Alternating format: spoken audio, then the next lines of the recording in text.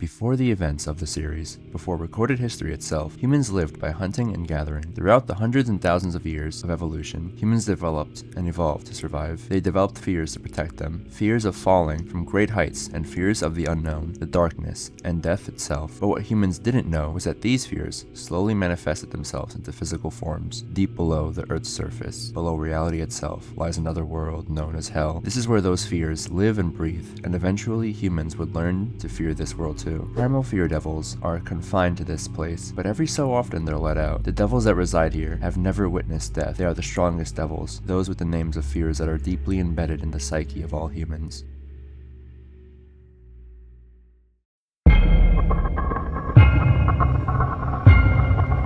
A powerful, otherworldly being that embodies the primal fear of falling, a sensation intrinsically tied to anxiety, instability, and the terror of losing control. Unlike typical devils who originate from more specific or recent cultural fears, the falling devil is believed to be another primal devil, meaning it represents a fundamental fear shared across all of humanity, deeply encoded into the human subconscious. The fear of falling is among the earliest and most instinctual responses, one that predates language and rational thought. Because of this, the falling devil is not just powerful, it is a symbol of psychological descent, emotional collapse, and existential dread. It doesn't simply cause people to fall physically. It drags them down mentally and emotionally, destabilizing them from the inside out. Unlike many devils that are driven by chaotic or bestial impulses, the fallen devil carries itself with a disturbing sense of composure and theatrical elegance. It is often polite and eerily calm, even when committing acts of horror, speaking in formal, ritualistic language that contrasts sharply with the chaos it unleashes. This mannered behavior is more unsettling, as it treats its horrifying acts not as violence, but as art, or worse, as a form of service. It refers to itself as a chef and often speaks in culinary metaphors, stating that it is preparing a dish of human suffering for an unseen audience, possibly the residents of Hell or higher devils.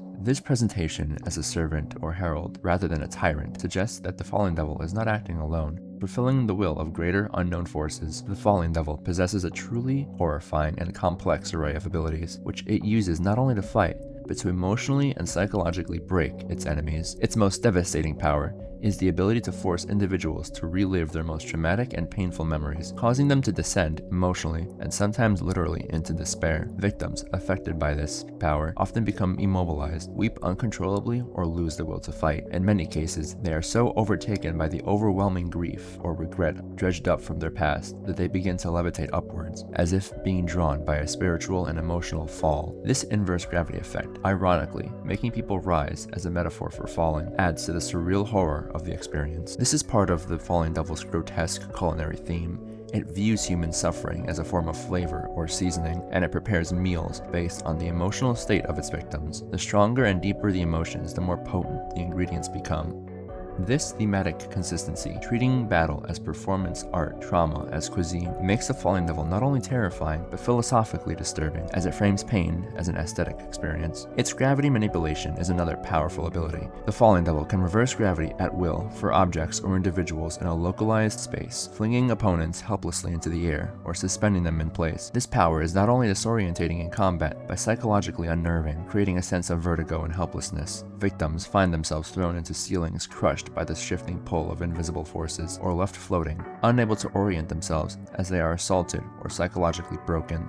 The fallen devil is also highly durable and capable of rapid regeneration. Despite being attacked multiple times, it shows the ability to reconstruct its body quickly, treating its regeneration as little more than an inconvenience, like a chef brushing off a spilled ingredient. Perhaps the most unsettling of all the fallen devil's abilities is to sow discord and amplify emotional instability within groups. Its presence alone seems to heighten existing emotional fractures, especially among vulnerable individuals. Those with repressed guilt, trauma, or internal conflict are particularly susceptible. It does not merely kill, it orchestrates collapses, drawing out emotional breakdowns and feeding off the resulting turmoil. When the fallen devil appears in Chainsaw Man, it descends quite literally from above, emerging upside down, walking on the ceiling of hell, as if gravity itself bends to its will. Its entrance is theatrical and symbolic, reinforcing its role as a performer and tormentor. The way it targets humans, especially those burdened by mental or emotional pain, reveals a deeper cruelty that doesn't just want to destroy bodies, it wants to unravel souls.